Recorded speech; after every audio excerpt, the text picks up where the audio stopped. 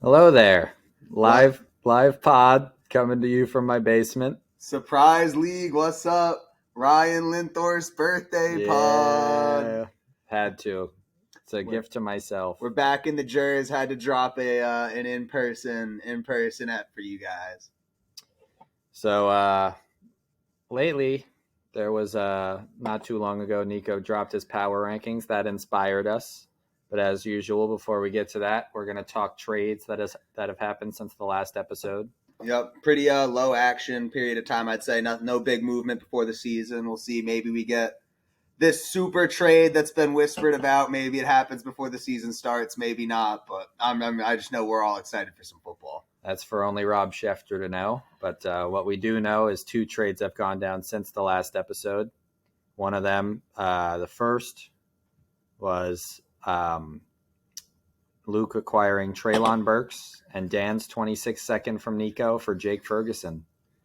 What do we think? I mean, the value feels right. Traylon, I think we were both talking about it before the podcast. I think Traylon's kind of done. I think that ship sailed. He's cooked. And a second for Ferg sounds about right. A late second for Ferg sounds like a good value to me, to be I honest. think the cliff is coming for the Funky Bunch. It could be the 201, I would guess. It could be. Personally. I still have my 26 first. Things go bad this year. Maybe I pull the Tom or Jesse card and hit the tank button. We'll see. Yeah. In reality, it probably will be a late at worst, or I guess at best for Luke, mid second. But yeah, I was thinking the same thing. I like Ferguson, and we were discussing. I am all out on Traylon. I think they've clearly shown this offseason that they have no future for him, really. They don't really believe in him, and you don't really see guys get second chances. Things are up in the air in Dallas. I was a bit of a Luke Schoonmaker believer myself, so we'll see if he has something to say about Ferg's future. But at the time being, that looks like a good price on Ferguson, I think. Yeah, a Dak departure could, maybe tank his value, but even if they got like a young quarterback in there, they tend to like their tight ends. So I like it for Nico.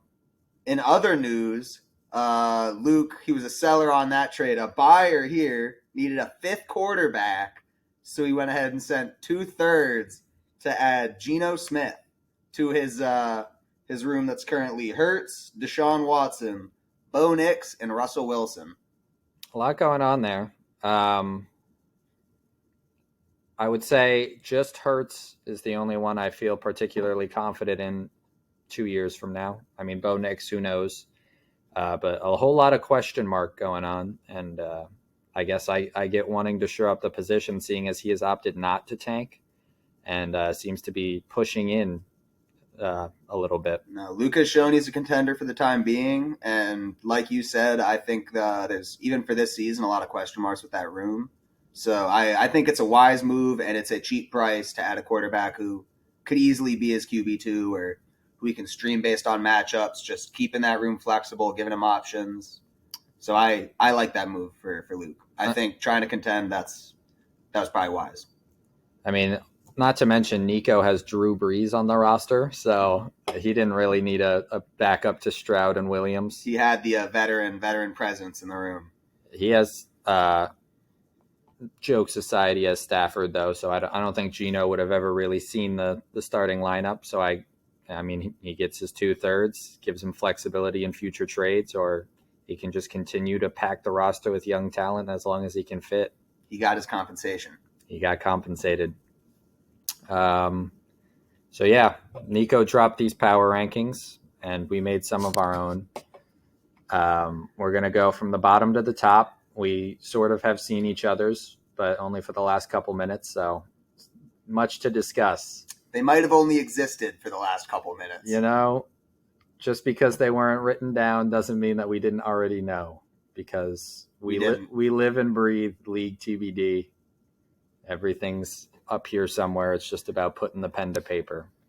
That said, I know we have the same last place and second to last place. Our last place is Jesse Meir. He obviously has made it a priority to be this bad. If we want to pull up his roster real quick, Trevor and well, just Trevor Lawrence is a good quarterback to have. He went Fields round 2, which is who knows? Who knows? I've seen some buzz that he could be the guy coming out.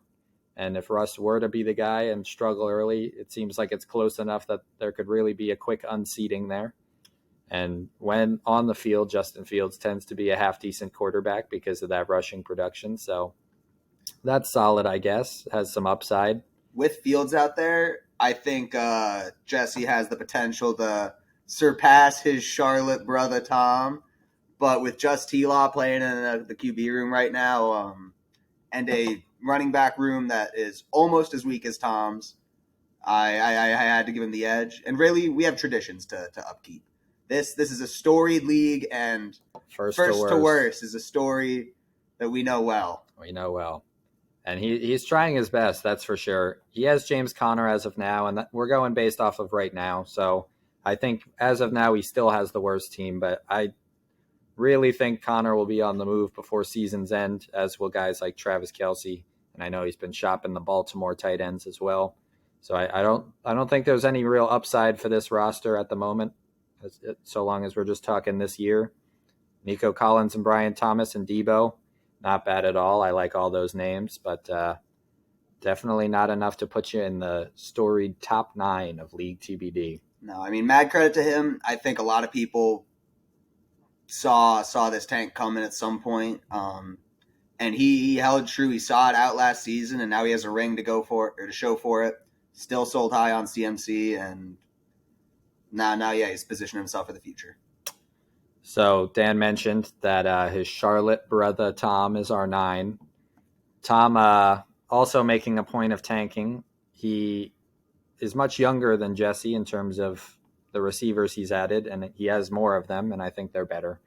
No offense to Jesse. But, I mean, the Devonta Smith, Rome Odunze, Jordan Addison, Jackson Smith and Jigba, Xavier Worthy, Jermaine Burton, receiver room, Keon Coleman, receiver room is definitely one to be keeping your eye on if you're like myself and building towards a few years of contention, because that could turn around real quick. But at the moment, he is bad on purpose and doing well. Miles Sanders, CEH, and Cam Akers rounding out that running back room. Quarterbacks Jared Goff and Joe Burrow are solid, but I mean, he's in a great position to rebuild, I think. He's looking at a top 3 or 4 pick of his own this year. He also has Nico and Rob's firsts, 2 picks that will definitely be in the top 10 next year. So, I mean, good value. He has a lot of young talent. Like, he's not going to win next year. It's going to be on purpose, and I think it's going to be a quick turnaround. He'll be a lot higher in this ranking next year, I think. We also have yet to mention Sammy LP. So I think he's currently, in terms of this season scoring, going to outscore Jesse at quarterback and receiver and tight end probably. I mean, Kelce and Andrews are both good, but Laporta was him, and so that's what gave him the 9 spot for me. My 8 and Dan's 8 and 7s are flipped. At 8, I have Mr. Luke Whittenborn. We've mentioned that he's been making the push to contend, but I don't know. There's a reason we thought he might go the other way. Obviously, quarterback Jalen Hurts is a good piece to have. I think he's going to have a huge year this year, and I come more around on Saquon by the day. Pacheco, Javonte, Dobbins, Gus Edwards, Brian Robinson. It's not a bad room at all, but in terms of firepower, he's just kind of hoping that Cooper Kupp and Amari Cooper can either return to form or improve. And George Pickens, amidst all this Ayuk news, could see a hit there. It's not a bad room. Christian Watson and J-Mo, Deontay Johnson, Jerry Jeudy. It's a good team. It's a solid roster, but I don't know. This season scoring, I don't love it. And at 8, I had Feeds. Like you said, we had him swapped, so I had Luke at 7. Not too different, but Feeds I just thought was a little bit worse. The QB room is Herbert and Bryce Young, and that was the biggest difference maker for me. I really like Luke's QBs with Hurts and then the platoon at the 2 spot. I think you're probably looking at pretty solid production. Herbert, I like Herbert a lot. I do think he's a tier below Hurts. And then Bryce Young and nothing else. Bryce Young might be the sixth quarterback on Luke's roster if he were there. Tight end is nobody. Receiver room doesn't inspire too much hope. Devontae, Jalen Waddle, Tank Dell, DK. There's ceiling there for some of those guys, but I wouldn't be leaning on it for contention right now. The running back room, Josh Jacobs, James Cook. Again, it's a room that could give you production, but I don't think we expect it to be a high-end room. It's just feels like it's missing some of the firepower that you really need to contend. So I, in comparing these teams, thought they're built very similarly. Not a shit ton of firepower per se.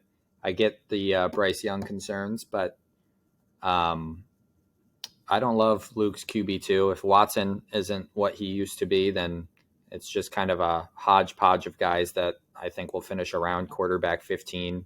Nothing to write home about, and Bryce Young could do just that. He has Tank Dell in that receiver 3 spot right now, and I don't think he'll have much of a year this year, at least not a consistent one. But Adams, Waddle, and DK could score some points week to week. And I love me some Josh Jacobs, James Cook, Zamir White. So I think it's a good team. We also haven't mentioned on Fedor's roster guys like Xavier Legette, Ricky Pearsall, Dontavion Wicks. I think all of those guys could have some solid production, especially if Ayuk were to leave. Slick Rick could be in for something. So, yeah, they were very close for me, but yeah. On to 5-6, we had another split decision. You had Rob 6, Pat 5. I had Pat 6, Rob 5. Mm-hmm. Again, I think it's two teams that you could really flip a coin either way. And I think now we're getting into the tier of teams where if things break the right way, these are teams that I can see pushing for a ring this year. Yeah. So I put Pat above. I don't love Jaylen Warren, but I don't know. You never really know with Arthur Smith. Maybe he learns something, or maybe for whatever reason, Jaylen Warren's the guy he'll feed exclusively. But I like Devon Achane, Jalen Wright. I think Rob, on the other hand, has Raheem Mostert, who I think is going to fall off considerably this year. He had, 22 touchdowns? 22 touchdowns. That's regression city right there. Not that that's his 1 or 2 starter, but that's part of what carried him to where he went last season, and it's definitely something I don't trust to do the same for him again. Pat's receiver room, Drake London, nothing but up. Ayuk could be interesting. Being a true lone wide receiver 1 somewhere, could get absolutely peppered. DJ Moore, I love a lot. Best quarterback since he got to Chicago. Kincaid, I've heard you say many a time you love you some Kincaid this year. And then he's got Higgins and Flowers rounding out that flex spot. Quarterbacks A-Rich and Tua. If Anthony Richardson's healthy, that could be 2 top 10 quarterbacks right there. Tua was 9 last year. Don't see any reason why that would get worse. Yeah, it's not the deepest team in the world, but that's what being an expansion team only 3 years in will do to you. So is there a reason you like Rob more? One thing you kind of glossed over, the running back room for Rob. Jonathan Taylor, Alvin Kamara, Kenneth Walker, and Raheem Mostert. I think that's a 4-man kind of powerhouse of a room. I really like the depth at QB. He's another one who has Kyler, a QB1 I believe in. Probably a little worse than A-Rich, but not much. I'm in on Kyler Murray this year. And then he has the options to kind of do a platoon with Baker, Aaron Rodgers, and Drake May. If Rodgers works out, he could easily be better than Tua. I love the running back room. I like Njoku at tight end. It's obviously not Kincaid and Pitts, but and then he has options at receiver with Evans, Pittman, Reed. None of them are guys that are going to blow you away. Rashee Rice. I think they're all guys that are going to go and be consistent, are going to be usable week to week. And yeah, I think Taylor, Kamara, and Kenneth Walker has the ceiling to bring a lot of punch. Yeah, I mean, I see it. I would say that even as low as my number 8, which is Luke, especially if we were to transition to a 5-team playoff, I wouldn't be surprised if he ended up in that bottom spot. You never know with injuries and any of that. Him and Zach, they flirt with the fringe of playoffs for me, even if it is only 4-team. I just don't. The Packers are obviously, I believe in Jordan Love, but there's just so many people there. Jaden Reed obviously was a huge guy last time, but Christian Watson, when healthy, is always getting fed in the red zone. And if that hamstring whatever is figured out, then could be interesting. And yeah, I don't really know that Pittman or Evans get better. So I just kind of I think Pat could be on the upswing and Rob just kind of fading. All right. So then our number 4 spot, we did have a consensus. I'll take the lead on this one. I'll break down the team, and then I'm curious to hear your response. Sure. We have the certified lover boys, Mr. Linthorst himself in the 4 spot. And just looking at the team, the first thing is it's the best QB room we've talked about so far. I think Lamar is, if not tier 1, high-end tier 2 quarterback. Jordan Love is somebody who seems to be on the upswing. I think there's a lot of good momentum in the Packers offense. And then he has Kirk as his 3, which some unknown there, but Kirk's been surprisingly productive for fantasy for a long time, and he has no shortage of weapons in Atlanta. So I think that's a really strong third quarterback to go along with a very strong first and second QB. The running back room, I mean, Gibbs is banged up right now, but I think we all still expect Gibbs to be a rock-solid running back 1. Rachaad White, if he can be 85% of what he was last year, is a rock-solid RB2. RB4. The RB4 last year. And then Amon-Ra is kind of the backbone of the like elite production ceiling for your team. Those Detroit boys. That's where it kind of falls off a bit for me. The receiver depth gets murky fast. People like nobody, I mean, worth mentioning, sure, but nobody that's really swinging the needle much at all. Ingram had a great year last year. They're changing up the weapons a little bit, but with Calvin Ridley gone, I don't think there should be too big of a target hit to Evan Ingram. So, I mean, he should hold down just a regular run-of-the-mill tight end 1, someone you can rely on, somebody who's you're not sitting there banking on or praying on getting a touchdown, somebody who has production outside of that. So I think you have that room not locked down, but solidified. You should be set there. Sure. So, I mean, if 2 or 3 of your bench receivers or your receivers who aren't Amon-Ra St. Brown can give you good seasons, then your team's off and running. Yeah. I love my quarterbacks. Obviously, I made a point of getting these 2 quarterbacks post-quarterback draft. Cost me a pretty penny, but I'm very, very happy. I love Lamar. I don't see him falling off in the next year or 2 at all. I don't think there's a world with how young this offense was last year that Jordan Love is worse this year than last. And last year, even with their slow start, I clicked the wrong thing.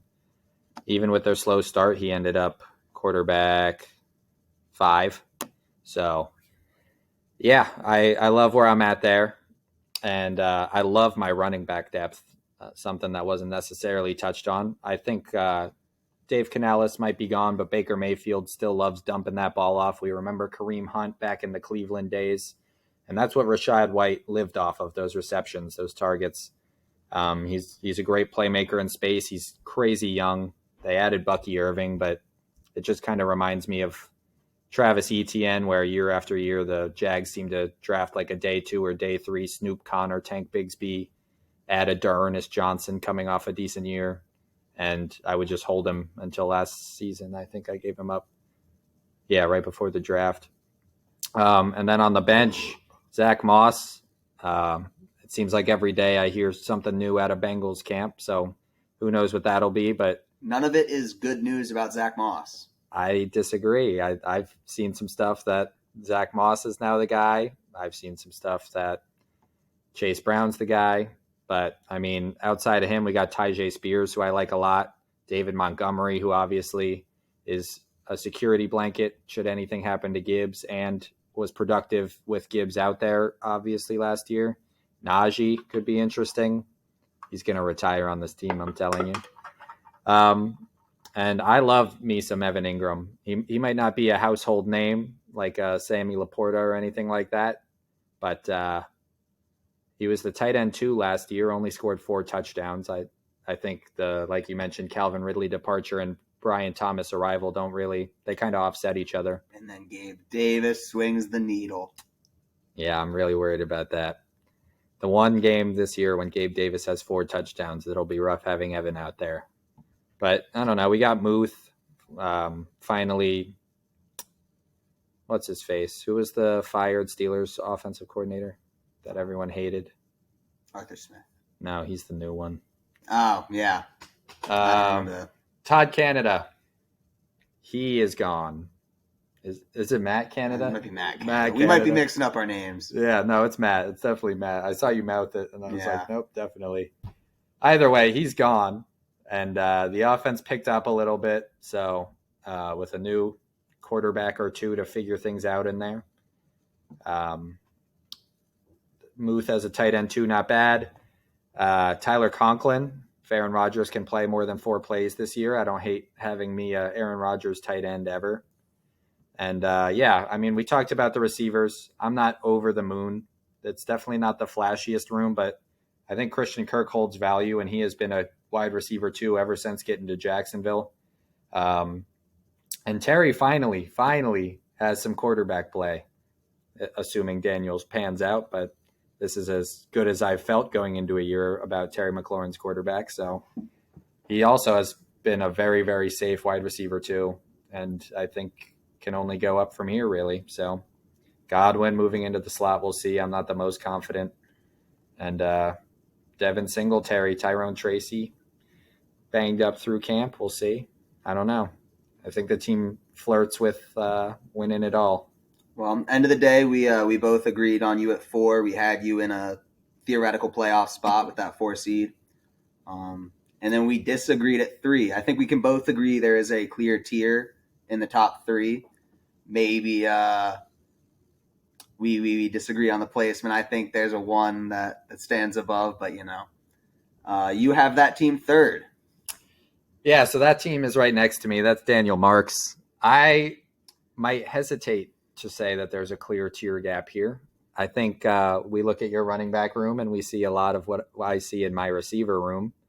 And as far as playoff teams go, you kind of tend to see some powerhouse running back play. Obviously, you make up for it in other ways. Josh Allen and Dak Prescott, fantastic quarterback room. I don't think it's really clear of mine, I'd say, but it's definitely better. Dak to Love, you could call a wash. I think Allen separates. Sure, I would agree with that, but not by a ton.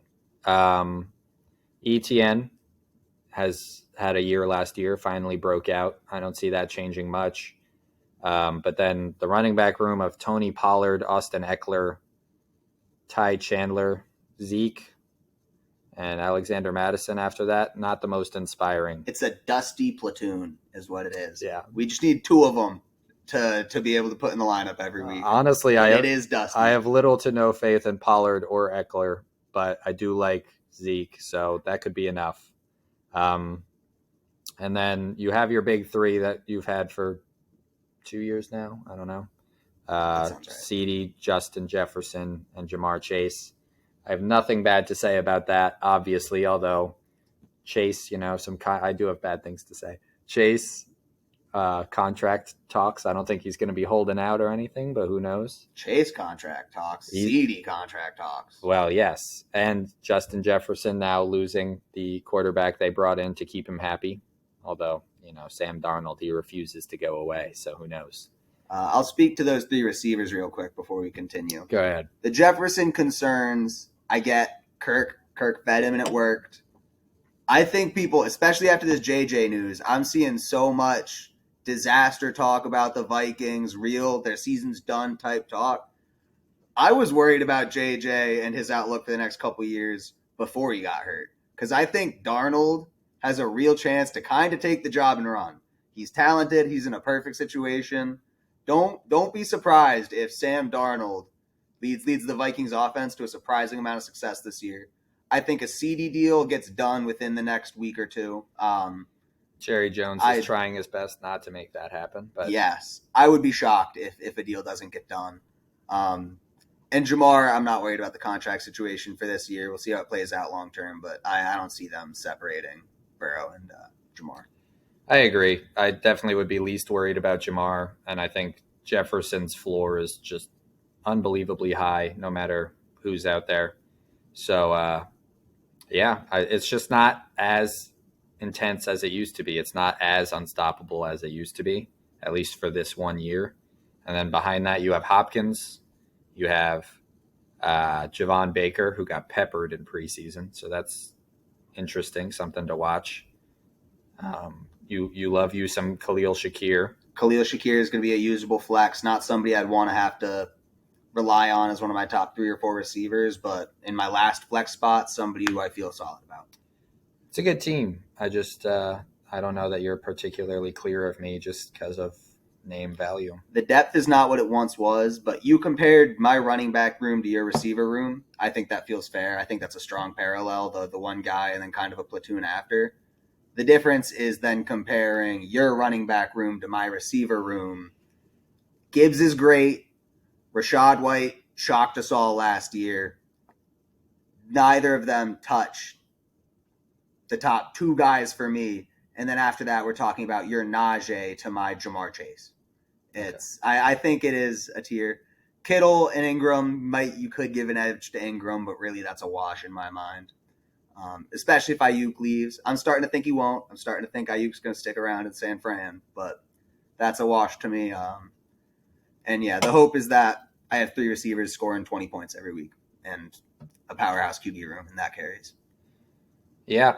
Okay. Well, enough about you. Enough about us. Yeah. Who's your 3?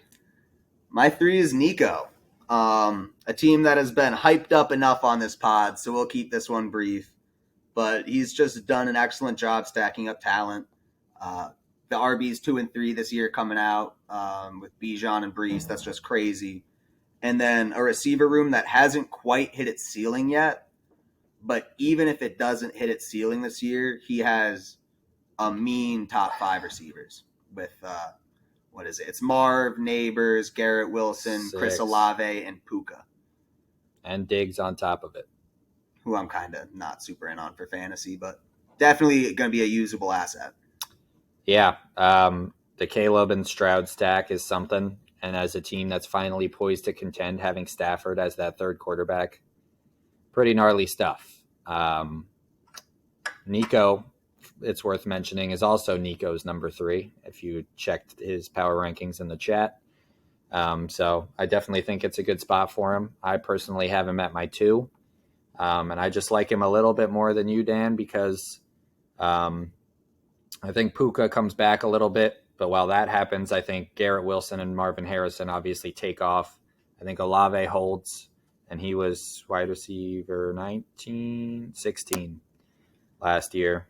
And Neighbors, sky could be the limit. I don't know who else they're throwing the ball to unless Darren Waller gets out of the stew and comes back to the field. Certainly less holes than me when you look at the starting lineup. Yeah. And then, like I said with Pat, the bench isn't the most inspiring thing. That's what happens when you're built off scraps only 3 years ago.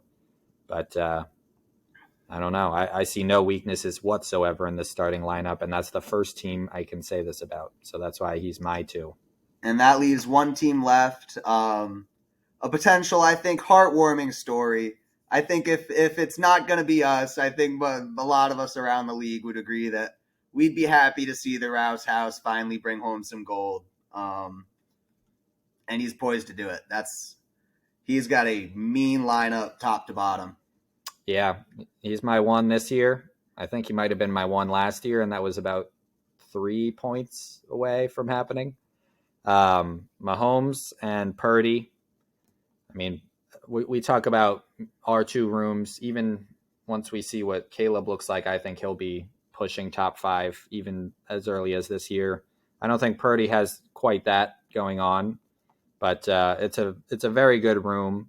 And if you're not too sold on the quarterbacks contending with the elite quarterback rooms around the league, he makes up for it with Christian McCaffrey, Kyren Williams, Tyreek Hill, A.J. Brown, Keenan Allen, Dallas Goedert, Derrick Henry, and Joe Mixon currently in the starting lineup. names like Aaron Jones, new in Minnesota, Adam Thielen, who tapered off towards the end but was a top 5 or I think top 3 receiver through most of the season. Calvin Ridley has some potential. Yeah.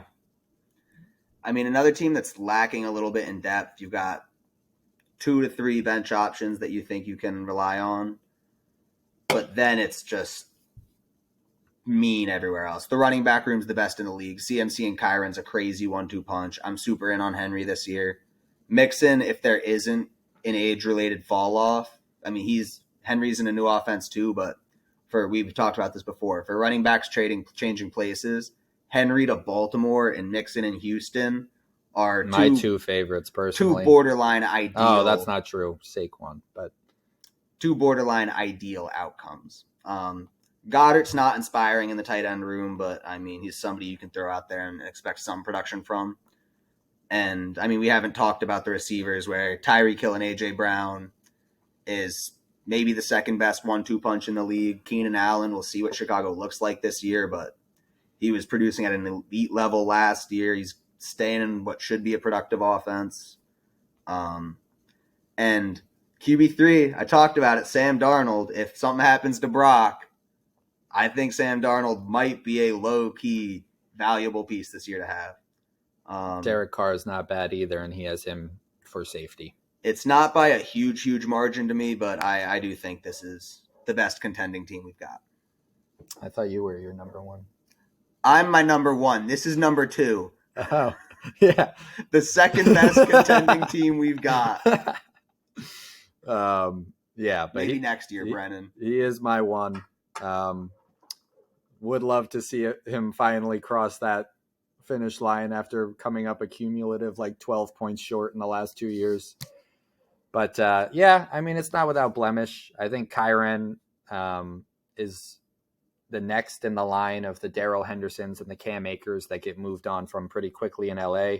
Blake Corum already in town. But I think for this year, I'm pretty sure Kyren's got most of the work there. I saw yesterday Keenan Allen is 20 pounds heavier than he was last year. I'm not exactly sure what that looks like when it comes to production, but he's certainly not the only guy his quarterback's going to be feeding, which is going to be a change. So I think there's a fall off there, but yeah, I mean, CMC, Kyren for this year, AJ Brown and Tyreek Hill could all be top 12 fantasy scorers, all positions considered. So I don't know. I think it has to be Brennan 1. I like you shouting yourself out though. Well, I certainly don't think that. Again, happy birthday, Rye. I'm glad we were able to get an in-person pod. Zach, if you're watching this, we know you're not. Manager in the mirror. We still need your manager in the mirror, man. He started ghosting us. I thought we had something. Maybe once we get closer to the season. I don't know. See y'all on the gridiron, boys. Oh.